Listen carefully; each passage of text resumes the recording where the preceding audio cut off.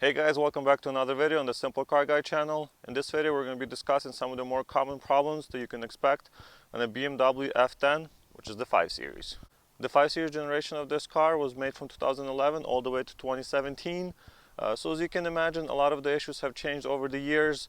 New ones came up and the older ones have been sold by BMW. So let's get into it. Let's discuss what those issues actually are. To start with, I've had my BMW 550i xDrive for a little over 2.5 years. And I've been doing all of the maintenance and took care of the car all by myself. Originally my car was a certified pre-owned from a BMW dealer here in Chicago, and I've had zero issues for the first year of ownership while the car was still under the dealer warranty. After the warranty expired, I replaced the ignition coils, spark plugs, engine oil, filters, basically just the maintenance stuff. So the most expensive job on this car would be the ignition coils and the spark plugs, but I did that myself and it only cost me a few $100s. You can check the video out in the description below. Since I'm in the US, I'm going to be concentrating on discussing the US spec cars, as I don't really know much about the European and other markets.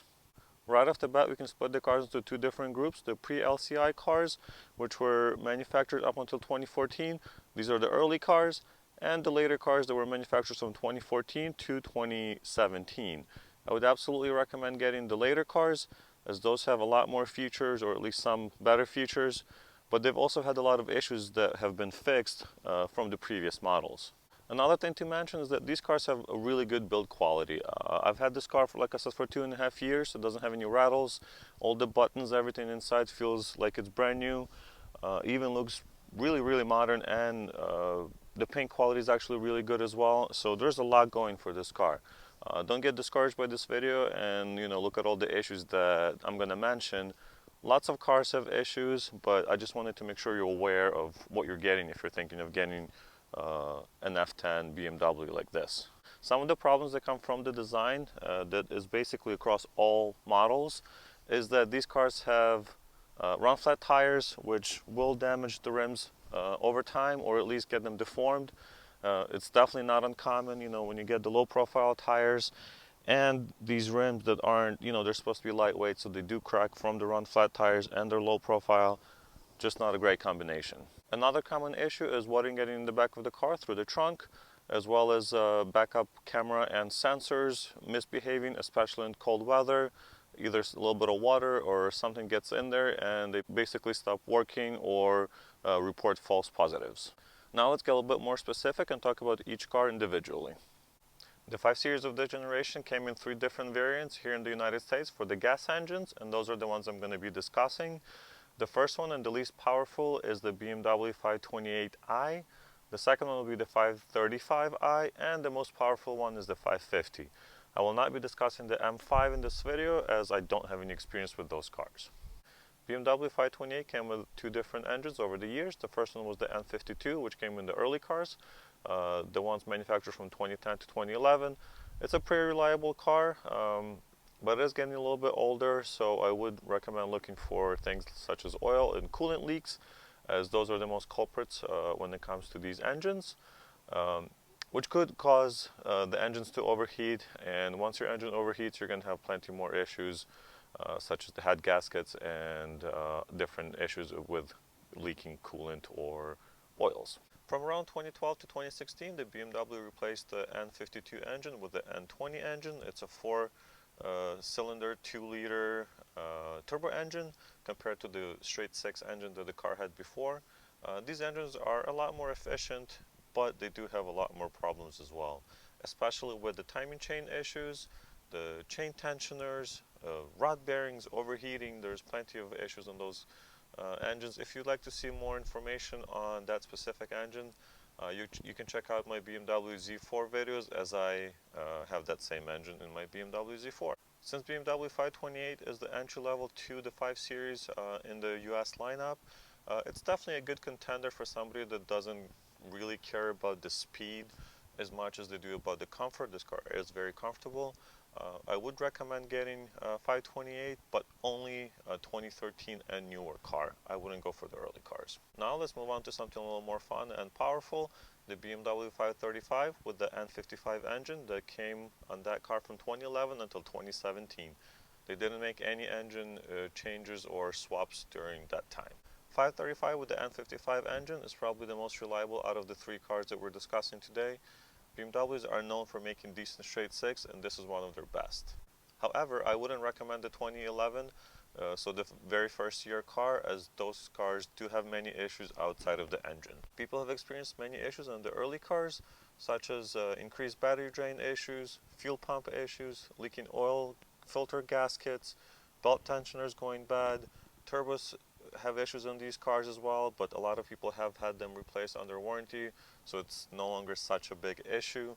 However, you will experience oil leaks coming from the filter housing, valve cover gaskets that go bad as well. Other than that, you might also run into fuel injectors, and most likely you have to replace the ignition coils and the spark plugs. Once again, this is mostly for the older cars, so definitely recommend getting something a little bit newer. Now, if you're anything like me and you like some performance out of your car, 550 is the car you're looking for. Unfortunately, BMW 550 is a very complicated beast that has lots of issues. BMW 550 comes with two different variations of the N63 engine. Up until 2013, the BMW 550 used the N63 engine, and starting from 2014 model years, the engine was upgraded to the N63 TU, which is a technical upgrade, as far as I remember, and actually fixed a lot of the issues I'm going to mention about the early cars today. Now let's look at some of the common issues that were on the N63 and the N63 TU engine cars. Although a lot more common on the early cars, the N63 engine does consume a lot of oil. Ignition coils and plugs are also some of the items you're going to have to replace on both engines, around 50 to 60,000 miles. The timing chain has also been a very common issue on these cars, especially in the newer ones. The 2014 and newer cars don't seem to experience as many issues with the timing chains. However, it is still common among all of those cars. Slightly less common than the timing chain job on the N63 engine, but also a lot more severe, is the valve stem seal job. The valve stem seal job is actually a very expensive job due to the engine having to be taken out of the car in order for this fix to be performed properly. You can expect to pay anywhere from $5,000 to $7,000 for this to be done at a BMW shop, maybe a little bit less if you go to a privately owned place, but it's still very expensive. So if you find a car that's cheap but somebody's telling you that just burns a little bit of oil, this may be the cause. So it's definitely something worth checking out before gambling on a car that burns oil. As I mentioned earlier, these cars do burn oil, so it's kind of a fine line between burning oil, which is normal, and then burning a lot of oil, which can cause, a $6,000 job that needs to be done in your car.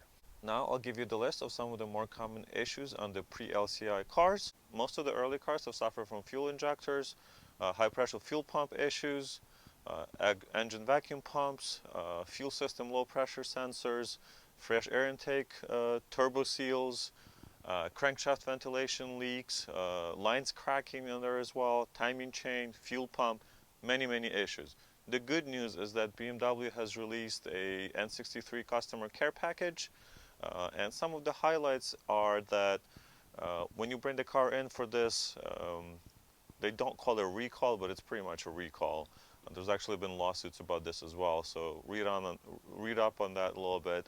You'll learn so much more. But some of the highlights are that the timing chain usually gets stretched, so they will check for that and make sure it's not stretched, and if it is, they'll replace it.